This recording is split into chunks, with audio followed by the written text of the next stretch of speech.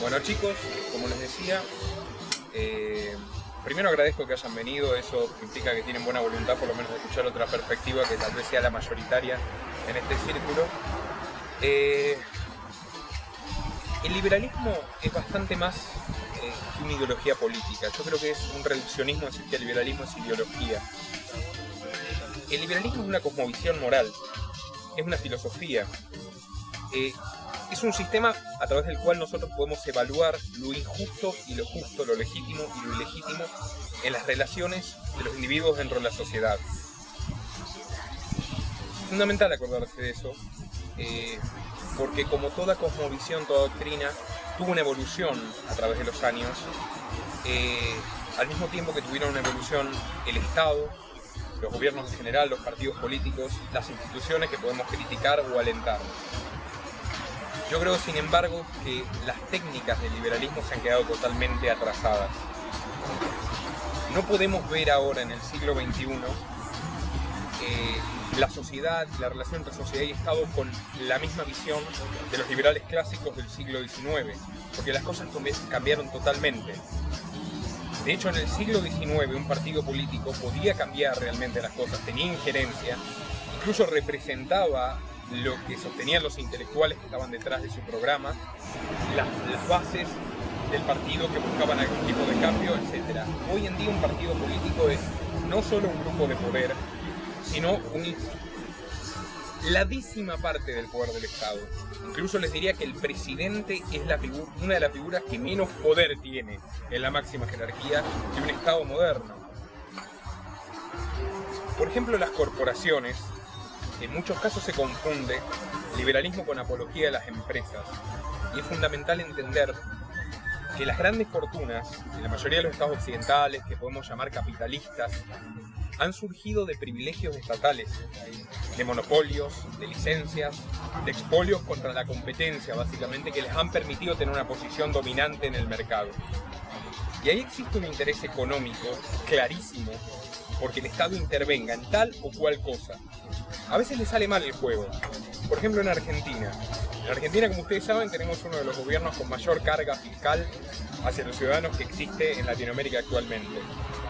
Sin embargo, les diría que los principales beneficiados del kirchnerismo, concretos en el corto y en el largo plazo, han sido los empresarios argentinos. ¿Y por qué? Por varias razones, pero la política crucial del gobierno kirchnerista fue incentivar el consumo y el mercado interno. ¿Cómo? A través de múltiples medidas. Por ejemplo, la restricción a las importaciones, que empezó siendo algo gradual y programado para que dure 2 años, 3 años, se ha prolongado a un punto que ya es un cepo y hay que hacer una declaración jurada para importar un teléfono celular, lo cual es ridículo, pero es real. La inflación no solo sirve para financiar los gastos del Estado. Cuando el Estado emite más billetes, se sabe, es conocida la teoría, que dispone de mayor cantidad de dinero para invertir y el efecto se va a sentir recién dentro de 4 meses que la mayor masa monetaria circula en el mercado y obliga a subir los precios. Yo creo que no es la única función de la inflación en los gobiernos populistas. También la función de la inflación es que la gente no pueda ahorrar y por ende se ve obligada a consumir. Y eso por partida doble beneficia en el corto plazo a los industriales del país y en el largo plazo los beneficia también porque el ahorro es, por lo menos de las variantes legítimas, la principal fuente de movilidad social, de ascenso, de financiación de un emprendimiento. Cuando la gente no puede ahorrar está condenada a trabajar en relación de dependencia, hacer un empleo toda su vida. Mucha gente se encuentra cómoda así. El estatismo se basa en fomentar el miedo, de hecho, el miedo a cambiar, el miedo a mejorar, el miedo a empeorar, el miedo a lo que fuere, pero el miedo al fin. Entonces, en las sociedades más estatistas donde ha perdurado la presencia del Estado, el clientelismo, etc., vamos a encontrar mentalidades de gente que prefiere ser empleados, de gente que prefiere estar acomodado donde está, llegar a fin de mes y punto final. En ese sentido, hay que analizar los casos particulares. Yo creo que ustedes en Paraguay cuentan con una ventaja importante. Paraguay, aún para los estándares modernos, tiene una carga fiscal bastante baja. Tiene un Estado mayormente ausente en varias cuestiones, por suerte, tienen que estar felices de ello. aunque tiene una tendencia de imitar a los caminos de Argentina y Brasil muy pronunciada. Sin más caso, el IRP, que ya el año que viene va a ser más o menos como el impuesto a las ganancias en Argentina y alcanza un sueldo cualquiera de un trabajador normal. Entonces creo que hay que aprovechar que la gente no está tan acostumbrada a que el Estado solucione los problemas. Yo la idiosincrasia de este país, excepto algunos casos puntuales, en época de elecciones, no te preocupes, todo el mundo es la esperanza porque el político me soluciona las cosas. Yo creo que hay una idiosincrasia en particular acá en Paraguay de independencia. ¿Y por qué? En parte porque pudieron comprobar los beneficios de un mercado más o menos libre. Yo el otro día hablaba con un chico que se llama Derlis. Bueno, estábamos en un evento y él me contaba que el abuelo era carrero que repartía leche y así mantenía a 9 hijos. Bueno, Derlis venía precisamente porque representaba la empresa del padre, que es una rectificadora, la más grande de Encarnación, que tiene multitud de empleados, que pagan bien, que han incentivado el trabajo calificado. Y bueno, venía en su camioneta 4x4 y tal, y contaba, bueno, este avance que muchas veces se escucha en Argentina, que es un país de inmigrantes, nuestros abuelos y mis abuelos que vinieron de Polonia, de España, de Italia, con una mano atada a la espalda y sin ninguna ayuda y en base al trabajo, prosperaron, crecieron, hicieron empresa o por lo menos lograron mejorar las condiciones de vida de su familia. Es la generación anterior, ya no existe. Ahora es gracias a Perón, nosotros tenemos el aguinaldo. Bueno, pero insisto, sigo insistiendo. Si uno se fija la partida presupuestaria, cito Argentina porque tengo el dato preciso, pero apuesto que se repetiría lo mismo en Brasil y en muchos otros países. Muchísimo más en Estados Unidos. Si uno se fija, los egresos del Estado van generalmente a incentivar beneficios en la clase alta, principalmente en las industrias.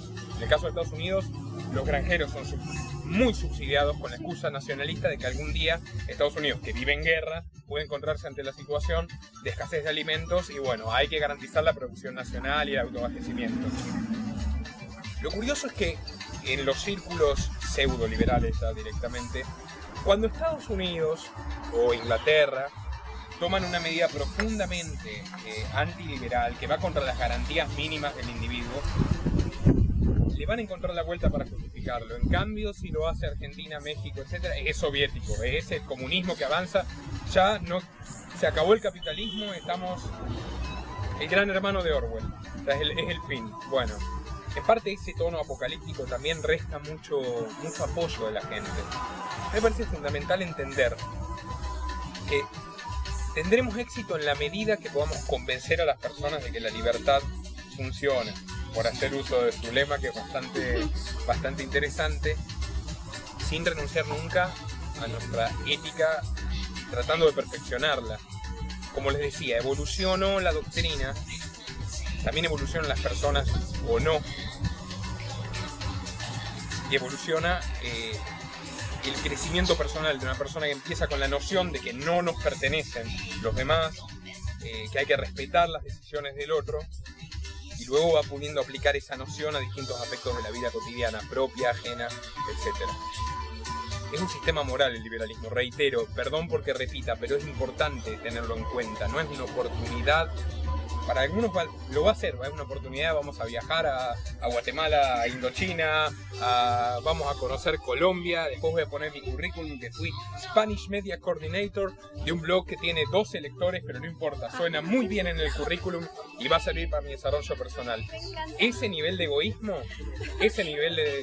nos lleva a la ruina, a la miseria absoluta. Independientemente de las ansias de protagonismo de la gente, también hay que tener en cuenta que con buenas intenciones vamos a mal puerto. Lo mismo que se puede decir, esta ley tiene buenas intenciones porque beneficiaría a fulano o a mengano, pero el liberal indica, el camino al infierno está sembrado de buenas intenciones, los efectos negativos van a ser los grupos perjudicados injustamente, los derechos violados. Bueno, lo mismo les voy a decir acá.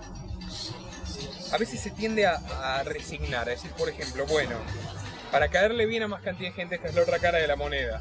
Vamos, en vez de decir que queremos liberalizar todas las drogas, vamos a decir que legalizamos el consumo del cannabis y después veremos sobre lo demás. Somos una minoría sin representación, sin piso, somos 5 gatos locos. Si empezamos a resignar nuestros ideales, ¿qué nos queda? Es la naturaleza del Estado. A mí me gusta fijar un punto de comparación entre los estados liberales, que en su momento se podía hablar de estados liberales, porque recuerden que nuestros principios cortaron cabezas de reyes, echaron a patadas a la Inquisición y con muchísimo esfuerzo consiguieron lo que hoy conocemos como civilización, los estándares mínimos. Bueno, el estado mínimo, el estado liberal, se convirtió en el macroestado que conocemos hoy. Y la preponderancia de los liberales en la vida pública, por ejemplo, Bastiat, no sé si lo sabían, pero es el divulgador económico más leído de Francia en el siglo XIX. Bueno, su éxito se fumó y ahora somos una minoría de marginales. Exactamente. El que puede destacar un poquito y tal es el que es capaz de vender su conservadurismo, lo que fuere, como liberalismo. No quiero hacer una discusión etimológica. Estuve años, y Daniel lo sabe, con las discusiones etimológicas. Es importante reivindicar lo que es liberalismo y lo que no es liberalismo, porque por algo tenemos el mal nombre que tenemos.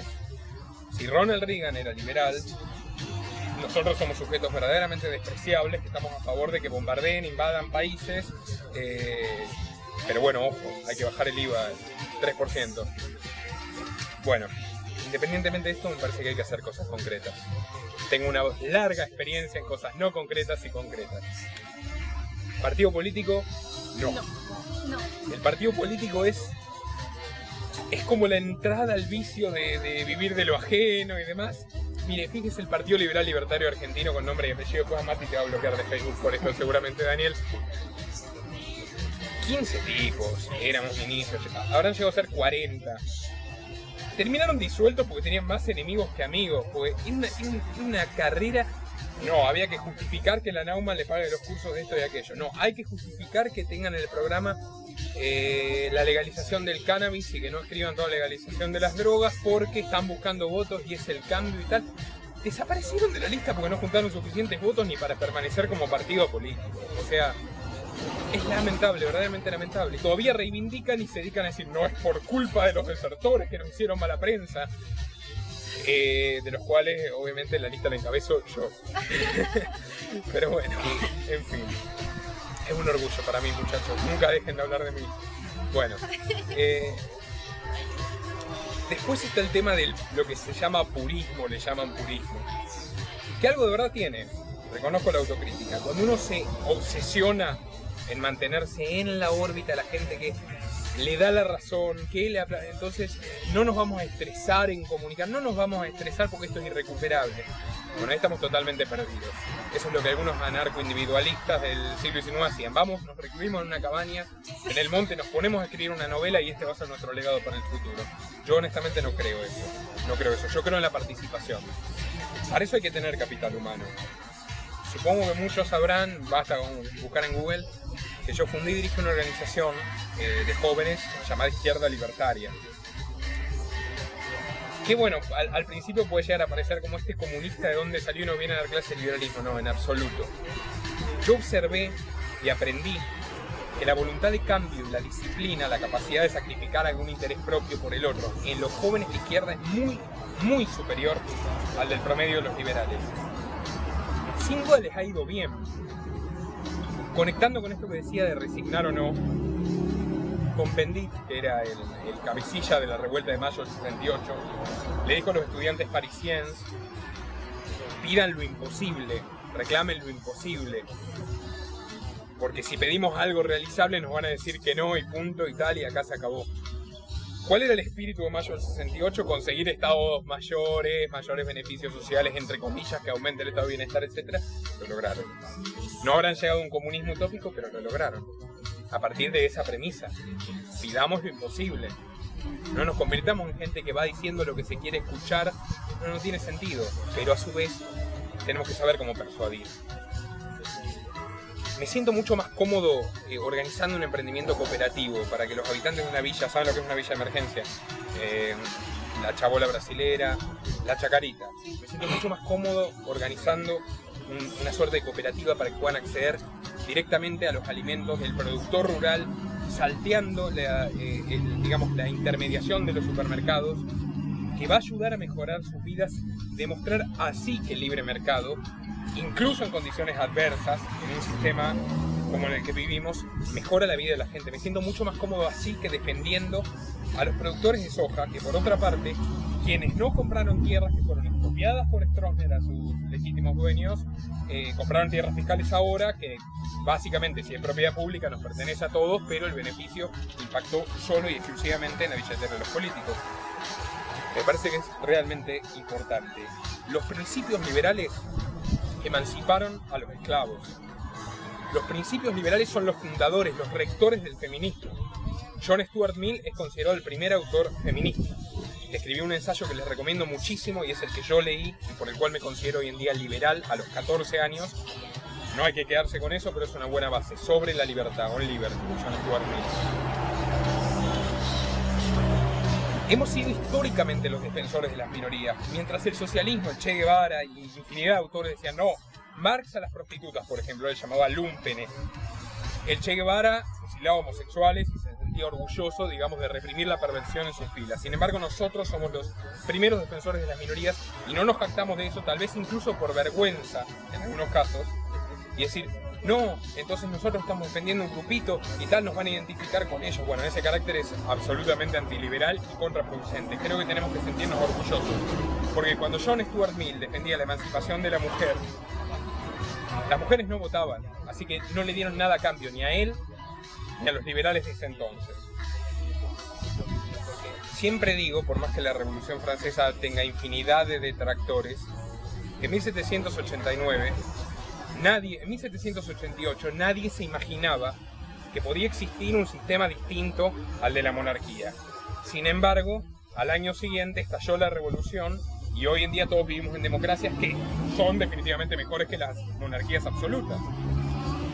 Bueno, para eso estuvo una casta enorme de intelectuales, de economistas, de filósofos, un siglo antes, esforzándose por cambiar la mentalidad de la gente. O sea, tal vez los resultados, lo concedo, antes me costaba aceptarlo, tal vez los resultados de nuestra lucha no los veamos nosotros, pero valen la pena. La causa, el camino de la libertad es arduo, es difícil. O sea, si uno quiere tener un currículum más ancho, sacar partido al corto plazo, etcétera, es mejor que dé un paso al costado. Pero si realmente se siente comprometido, porque el liberalismo es una pasión, y esto no es demagogia, es una pasión por la libertad. Si uno realmente se siente comprometido, les digo, la batalla es más hermosa que difícil y vale la pena. Hasta acá el speech y ahora podemos conversar.